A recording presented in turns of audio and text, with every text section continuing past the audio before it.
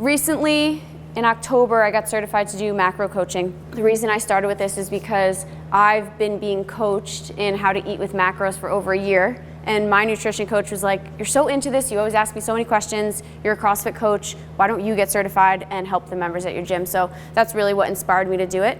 And you'll hear me say this a bunch of times today, but eating this way has truly changed my life, my performance in the gym, my energy, my sleep, the way I look. So I think that of all the diets out there, this is the best way because it's not really a diet, it's just a lifestyle change, and you'll see as I get into it. Okay, so what we're gonna go over today, and again, it could go in many different directions, but this is what I have put together for you guys. What even is a macro to start?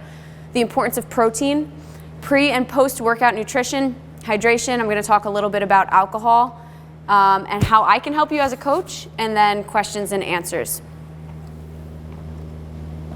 Okay, so I want to start with this quote. This is from Jason Phillips, and he's the founder of the Nutritional Coaching Institute, which is where I got certified to become a macro coach. And he says the food is not always the hard part, it's the implementation of that food that's the hard part. So all of us know, and you guys actually kind of said it in your introduction, oh, pizza, which is carbs, and cheese, which is why I should be here. So we all know what foods we should be eating. So that's not the hard part. The hard part is implementing it. How can I balance what foods I should be eating with the foods that I want to be eating? And that's really what this is all about.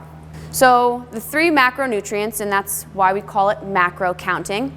Everyone needs to survive protein, fats, and carbs, which I'll talk about a little bit later. So protein is the most important macro. The more physically active you are, the more protein that you need in your body. So people that are professional athletes need a lot of protein because protein is responsible for the breakdown and the rebuilding of that muscle. Jumping into fats, fat gets this bad rep as being, I need to go low fat if I want to lose weight. But fat has all of these roles in the diet, such as energy, hormone production, formation of cell membrane, and then nervous system support. So people that are really stressed out, have very high stress jobs, actually need more fat in their diets. So if you are eating on a low fat diet and then you have this job where you're just up all hours of the night, you're actually doing more damage to your body than you would if you ate more fat. And then carbs. So carbs are the only non-essential nutrient, which means in theory, you do not need them to survive. However, they are an energy source for the body. They're necessary for sources of fiber. So without carbs, you're not getting sources of fiber. And then lastly, fruits and veggies, which are carbs, that's where we get our micronutrients, so all of our vitamins. So people, again, are always like, no carbs, low carb, but you actually need carbs, and especially in our sport, if you're a CrossFitter, you need those carbs to fuel you for the workouts that you're doing. Okay, so now I'm gonna get into each macro a little bit more. What's important about protein is making sure that we're eating a wide variety of proteins, which is where this really nice graphic comes in. So if we start over to the right, these are foods that have proteins and fats in them. So whole eggs, salmon, 85 or 15% ground beef, steak, lamb, bacon, obviously. Then we go to the middle, which is protein and a little bit of fat. So pork tenderloin, leaner ground beef, whitefish, chicken breast. And then over here, these are low-fat proteins. Egg whites, Greek yogurt, 99% fat-free ground turkey, scallops, shrimp, deli meat, and protein powder. And what's nice about this chart is that on the daily, you should really be getting a wide variety of all of these proteins. And as I said earlier, protein is the most important macro, and I'll talk to you guys about how to calculate it a little bit later on. Okay, so now into fats. So as I said earlier, fats are all about the energy, hormone production in the body, and we could get them in a number of ways. We don't need to just think of fats as butter and oil. So getting fat and fiber, we have chia seeds, flax seeds, avocados. Protein and fat, as I mentioned earlier, we have some of those fattier meats, salmon, and then just fat, olive oil, coconut oil, avocado oil, and then butter. So some things that people often forget about, I think, when they're eating or trying to eat healthy is, oh, I'm gonna cook, but I'm gonna use olive oil because I think it's healthy. Yes, it's healthy, but remember, it's also fat. So that's what this diet is really about, just being aware of what we're putting into our bodies and balancing out those different levels of it. All right, and then lastly, carbs, everyone's favorite. So this is just a nice graphic of healthier carb options. So I think that this is something that we could pause on and talk about for a few minutes if people have questions here. So over to the right, we have our root vegetables and squash. So all healthy choices, but you're still getting that energy and the fuel from the carbs there. So parsnips, butternut squash, beets, carrots, spaghetti squash. In the middle, I have this as the good stuff, and the reason why is because you get more bang for your buck, and you're not going to be just eating vegetables, which I don't think is very sustainable. Like, I know that I couldn't live on a diet where I'm just eating vegetables. So these middle ones are really good options that are still healthy. Oatmeal, potato, sweet potato, quinoa, and rice. So eat any kind of rice. It doesn't need to be brown rice. Most people actually digest white rice better. So I'd love to dispel that myth. I feel like everyone's like, whole wheat pasta, brown rice, but it doesn't work for some people. I'm actually one of those people. My stomach kills me if I eat brown rice. So it's just the carbs. It doesn't matter white versus brown. And then lastly, fruits and berries, and we get our carbs from here. Okay, so now I'm gonna go a little deeper into the importance of protein. And what I've found from me being coached in macros and then working with clients as well is that majority of people do not eat enough protein right off the bat.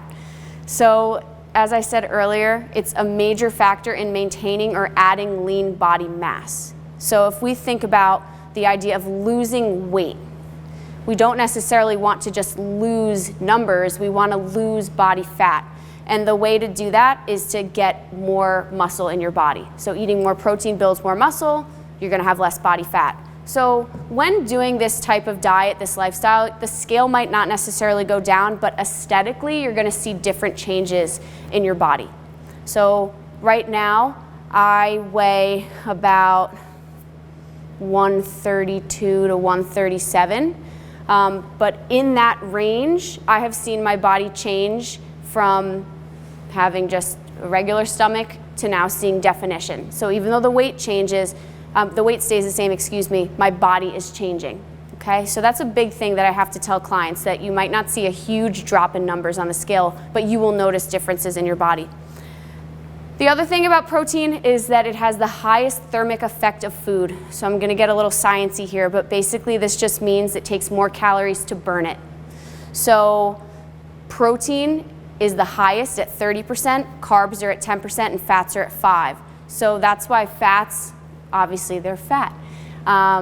It doesn't take as many calories to burn them off. Whereas protein, the more protein you're eating, it's burning while you're eating that protein. So that's just the benefit there. So this is my challenge to all of you, and this is getting into how you would even track your macros. I want you to track how much protein you eat for the next 5 days. So you could use this app, MyFitnessPal, which I could talk a little bit about later, or you could just write it in a journal. So let's say you start this tomorrow. You wake up and you say, I had 3 eggs in my omelet. Okay, Google how much protein is in 3 eggs. Write that down in your journal. Then for lunch, maybe you have a hamburger. Okay, how much protein is in the hamburger? How much protein is in a slice of cheese? Just track for the next 5 days, and I think you'll be surprised at how little protein you probably eat. The recommended amount, and this is part of the challenge as well, you should be eating 0.8 to 1.2 grams per body weight or lean body mass. So again, I said before I weigh like 134, let's just say. I eat 140 grams of protein on a daily basis. That's my macro prescription. So for you guys, after seeing how much protein you're currently eating, find a target goal to hit for the next week, and then keep building up until you're at that 0.8 or 1.2 gram per body weight. All right? So let's just say you track your 5 days and Aaron finds out that he's only eating 100 grams of protein. Okay, I'm gonna just take a guess. You should probably be eating realistically 185 grams of protein. Okay, so if you notice that you're only eating 100, maybe next week you try to eat 125. And then the week after that, you work to 150, 175, and then you're at that 185%. I will guarantee that you're feeling better in the gym. You might be hitting PRs just from changing and adding that protein. Okay, so now we all do CrossFit here, so I'm gonna talk a little bit about pre and post-workout nutrition. I think that this is a super beneficial thing. If you take one thing away from today, this is a good thing to do. Okay, so pre-workout, your pre-training meal should be 90 to 120 minutes before training. And I guess, again, just play around with this. I like to eat a little bit closer to my workout, so I float more, 60 to 90 minutes before my workout. But some of you guys might like that 2-hour window. What you should eat before a workout is mostly protein and carbs, all right? So you don't want any added fats in your pre-workout meal. What I love as a go-to is oatmeal and throw some protein powder in it. Or you could do chicken and rice. I make chicken salads. I'll eat that with a wrap, or some deli turkey in a wrap as well. So again, the focus here, and this is just something you can easily do without thinking about numbers or weighing, but get a snack, protein, and carbs before working out. Post-workout, and this is where we get a little more specific, 15 minutes after you finish a workout, you want to consume a shake that's a ratio of 1-to-1, protein to carbs. So I could run over and grab a bag, but we sell the Stronger, Faster, Healthier protein here. I am a huge fan of that protein. I've been using it now for 3 years at this point. So we sell it right here. If you're someone who doesn't do protein shakes after you work out, I would say absolutely add that in. So you can get your ratio from the shake and then eat half a banana, or there's also a carbohydrate powder, which you could do as well. That's something that I do. After you finish your 15-minute shake, your post-workout meal should be 60 to 90 minutes after that shake. This is the most important meal of your day. And the reason being is that it should be the highest quality of food that you have. High quality protein, high quality carbs, optional fats. Your body is at the most vulnerable right now, so that's why you want to be giving it as many micronutrients as possible. So these carb sources should really be coming from vegetables, rice, quinoa, but you want to make sure that you're getting high quality in there. So you shouldn't be pounding a cheeseburger as your post-workout meal, because it's basically doing damage to all of the stuff you just did when you worked out. Yeah. One, you mentioned protein. Yep. I do muscle milk. Do you Sure. have any brands you recommend? Like, there's better ones. That'd be awesome. Yeah. Like that, because I know that has sucralose, and I'm trying to lay off the artificial sugars. Sure. So the protein, I'll run over and grab a pack. The protein that we sell at the gym here, Brian is very into clean eating, and he looks at all of this stuff, so he picked this obviously for a reason. So the Stronger, Faster, Healthier, we have two kinds. We have pure, which is just your regular average protein, and then we also have a recovery blend, which adds in some extra stuff that's just good for you. But again, this is totally fine if you want to go with just the pure. But throw this in a shaker bottle, have half a banana, 15 minutes after you work out. And the reason why we do this is because when you're working out, your body moves into fight or flight, okay? So once you finish working out, you want to regulate back to that parasympathetic nervous system. And the way to do that is by giving the body carbs and protein. It just naturally regulates you back down to what you need to be. All right. And you said half a banana, and also how about like frozen blueberries? Sure, absolutely. Any kind of fruit, because that's a carb. Okay, no fat. No fat, Okay. right. Okay, cool. Yeah, absolutely, great question. How many grams of each would you say right after your workout? So I do a scoop of this, which is 20 grams, and then half a banana is roughly going to be 20 grams as well. Yeah, so 20-20 is a good ratio. What do you do if you don't work out all the time? What do you do if you don't work out all the time? Great question. So you're still going to be eating a certain amount of protein. So on the daily, I try to eat as much whole protein as I can, but I'm still probably using powder at least twice a day in snacks. So I wake up every single morning and I throw a scoop of protein powder into my iced coffee. So right as I start the day, I'm getting 20 grams. Then an hour later at work, I have Greek yogurt with granola, so some more protein. Basically, every meal has to be focused around that protein. Yeah, so the powder's a nice way to kind of just have a quick shake and supplement. Absolutely. One more question. Yeah. Pre-workout, you're saying, what if you come to the 5:15 class? Like, can you get up, get somewhere? Yeah. Banana or? Nope. No. So if you are someone who works out in the morning, your pre-workout meal is your dinner the night before. And the reason being is because it would be ridiculous to say, wake up at 3 a.m. to eat a pre-workout meal before coming to the 5:15. So basically you want to just roll right out of bed. Your cortisol levels are really high, which actually is beneficial for working out in the morning. So at night, you want to make sure that you are consuming 25 to 30% of your daily carbs before you work out. So again, that's super specific. Obviously, if you're working with a coach, the coach would walk you through that. But if you know you're a morning workout person, make sure you eat some rice, some vegetables, extra carbs at night as your dinner meal. Sorry, how about iced coffee in the morning? Is that bad? I mean, I drink it every morning. Do I drink it before I work out? If it doesn't bother your stomach, go for it. Yeah. Because I drink I do a pre-workout powder, which has caffeine in it as well. So yeah, if the iced coffee doesn't bother you, all for it. Yeah. Okay. So I'm going to move on now and start to talk about some of the other things that are important with your diet as well. Hydration. Chances are, just like protein, people are not drinking enough water that they should be. I know that I'm guilty of this myself. I have to track my water every day to make sure. So the reason why it's important to stay hydrated is because water aids in the breakdown of foods. It also aids in the nutrient transport and waste removal. So if we think about waste removal, that's going to the bathroom. Weight loss is that, getting rid of waste in the body. So the more water you drink, digestively, everything's moving in a good direction. It's going to help with that weight loss as well. And then lastly, tissue and joint protection. So for those of us that do CrossFit or people who run, joint protection is huge. So the water aids in that. Recommended dose for water is half of your body weight in ounces plus 15 ounces for every hour of exercise. So again, you could do an easy math. If you weigh 200 pounds, you should be drinking 100 ounces of water plus 15 for the hour that you exercise. What's really nice is just get yourself a water bottle where you know the ounces. So for me, this is 25 ounces.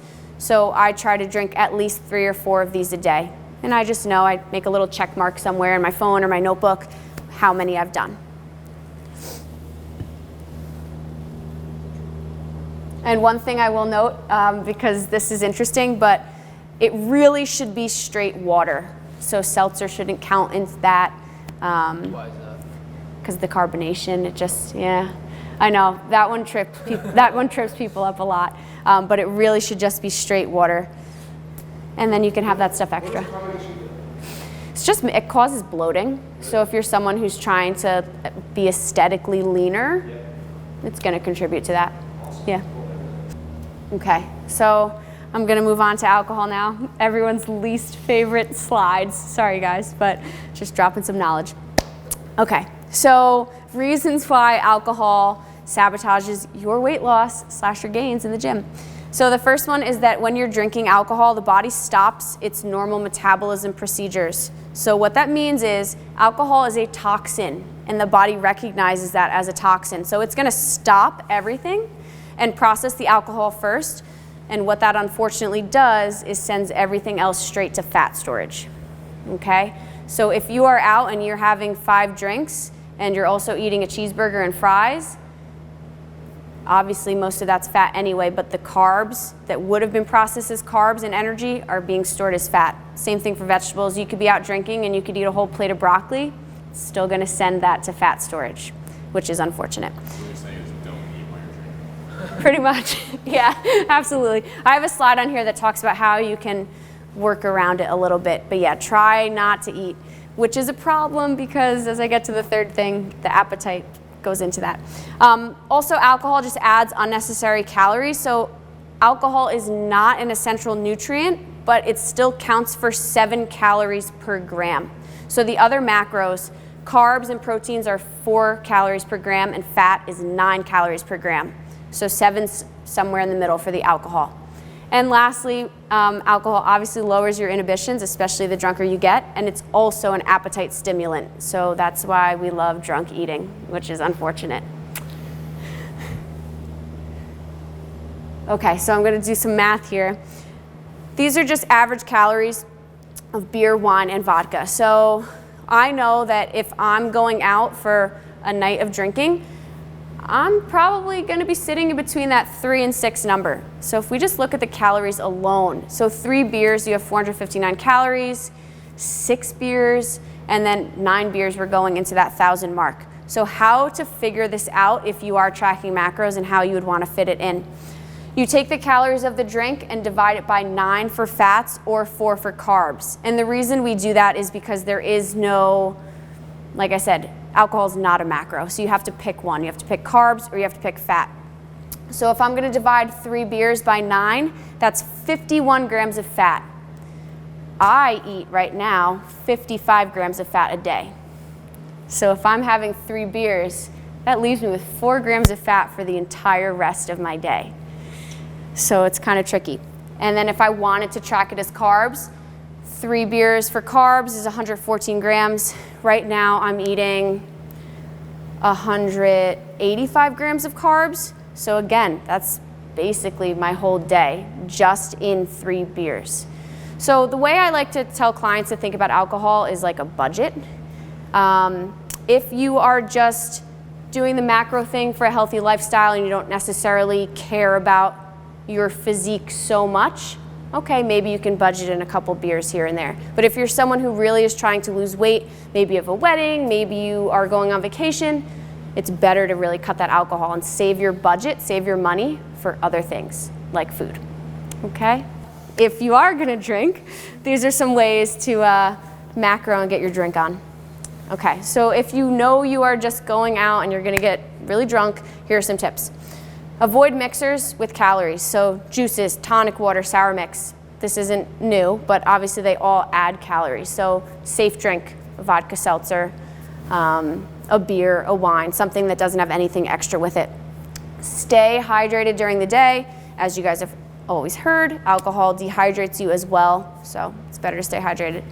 Keep your carbs and fats low throughout the day. So the focus should really be on protein. So if you know you have a night out, you should really be eating as much just plain chicken as you can throughout the day because you know those carbs and fats are going to be coming from your drinks later on. So protein and veggies is a safe way to set up your day and then you can go out. Try to set a drink limit. I have try in with asterisks because obviously the drunker you get, you know, kind of goes out the window there. And then just don't keep diet sabotaging foods in your house. So as I said earlier, alcohol is an appetite stimulant, so if I go home and I know that I have Ben & Jerry's in my freezer, chances are I'm eating all of that Ben & Jerry's. So if I don't even have it in the house when I'm going out drinking, that's something really to help you guys out. So now I'm just gonna get into the benefits of working with a coach, and I'll talk about my experiences, I'll talk about my clients, and that's really awkward. Nice, nice slide.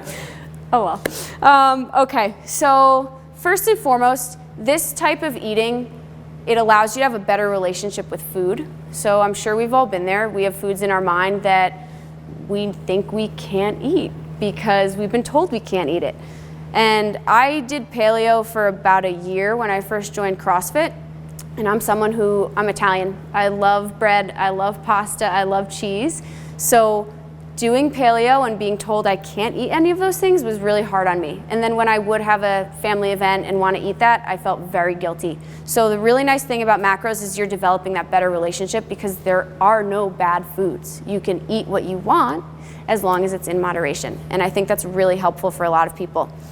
It also just gives you an improved quality of life. So not only is macro counting about the weight loss, but all of my clients, better sleep, more energy, better performance in the gym, just better performance in life. So I think that that's something that's super important. It's not like, okay, I want to fit into size 6 jeans for this one event and then you're going to gain your weight back. Let's make it so that we're having a lifestyle change and all of these things are positively benefiting us. And then lastly, and I think that this is the most important thing, is that when you're working with a coach, you have that accountability. I worked with my first macro coach from November of 2016 until July of 2017, and I was like, okay, I'm gonna take the summer off. I knew I was going to get the cert in October. Let me see if I can manage this on my own, and I couldn't. All right, so even me, someone with all this knowledge, I need a coach. So now I'm working with my coach again, and it is the best thing ever. I have weekly check-ins with her. I can text her whenever I want, ask her questions. Hey, I'm going out to eat. What do you think I should get? Can I send you the menu?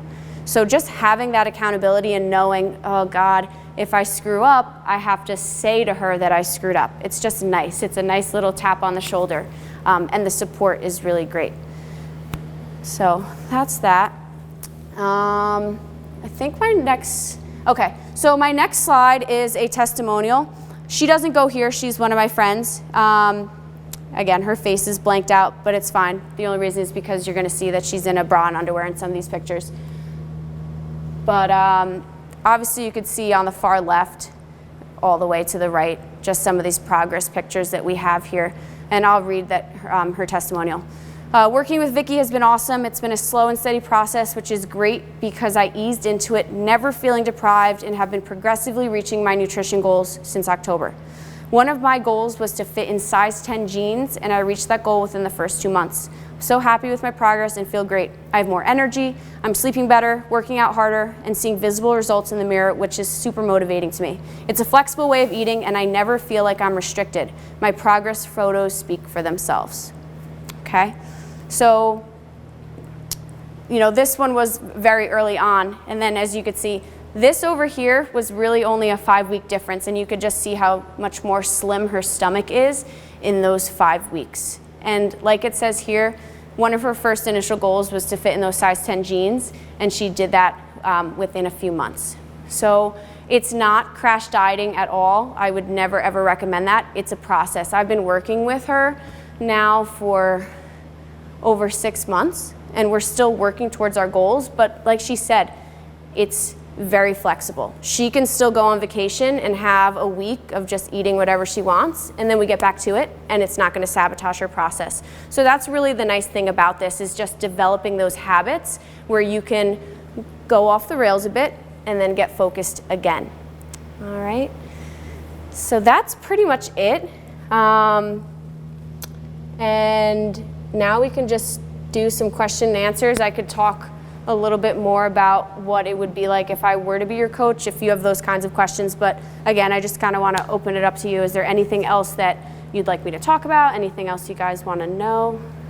When you go out and like, I usually get like a seltzer or splash of cran, kind of like, but it still has a little sugar. Do you have recommendations on like something like, besides water kind of a drink? I mean, or iced tea, unsweetened iced tea? Yeah, unsweetened iced tea is good. Yeah. But yeah, other than that, I mean, everything else is going to have calories. Yeah. So diet soda in moderation would be fine. If you are substituting that for alcohol, I would much rather see you drink a Diet Coke than to see you drink alcohol. But if you think about the water recommendation, like I'm constantly drinking water because I need to drink water to hit that target goal. So you're not really going to want to drink other things because you have to drink that much water. Yeah. Anything else, guys? You gave a breakdown of how many grams of protein. Yes. What about carbs and fats? So well, I mean, you can cut this out of the video, Tom. No, just kidding. I mean, I'm doing this to. Oh, I guess. You know what I'm saying? Just giving you a little, a little hint. That's fair. Yeah, but I mean, that's why and I'll go back to that slide. That's why I think doing the protein challenge that I said for you guys to think about is really the best way to start to see if you would want to live this lifestyle. Yeah. Because it really is, it's tracking every day. So go home, just start to write down how much you're eating in terms of protein, see where you're at, then try to hit it the next few weeks. And then if you're like, okay, I kind of like this, I'm seeing some improvements with my protein, you know, then maybe you'd think about wanting to get a coach to do the whole thing. Yeah. Any other questions? Yes. The meals, so like, you buy the foods you like, and then you just match them with the meals. Yes. It's exactly. That's the best part of it, is that you're eating what you want. You just have to, you know, weigh and measure it. And for me, I'm really big on meal prep. So maybe I spend 2-3 hours on a Sunday, but then my entire week is planned out. And I always leave one day where I just, I don't call it a cheat day, but I call it an untracked day or an untracked meal. So I'm not completely sticking to this lifestyle. Believe me, I love to go out to eat, and when I go out to eat, I want to eat what I want. So I work that out with my coach as something that's non-negotiable, and that's something that I have with my clients too. What's your non-negotiable? Is it date night? Is it you want to go out to a restaurant and be able to eat what you want? And that's fine. We can work that in, and you're still going to see progress. It's just making sure that you're not having cheat weeks, obviously. Then that's a whole different story. So yeah, that's what's really great about this is you eat what you want. It's a little bit of work on your end with the prep stuff, but there are services, if you're someone who hates cooking, Kettlebell Kitchen or Ice Age Meals, there are all these really clean food. It's kind of like clean versions of lean cuisine that you literally just pop in a microwave, but it's good food. They send it to you weekly. So if you're someone who's like, yeah, I'm not into cooking and weighing and measuring, there are plenty of options as well, which is really nice. And I totally agree with like getting the foods out of the house, because if Yeah. I have like foods in my house, I'll devour them. So Yeah. I agree with you 100%. And one last thing that I will say is right now I'm going through a cut or a diet phase with my coach, and even on those diet macros, I am never starving. Like, I feel completely good. I know that I'm gonna eat at this time and then at that time, and you figure it out. Like, if you're someone who likes, like I have one client who just really likes to eat meals. So he knows that he's gonna eat 3 big meals a day. But me, myself, I like to be eating every hour and a half to 2 hours, and that's just how I figure it out. But yeah, I'm never deprived, never starving. So it's all good. If you are interested, this is my email.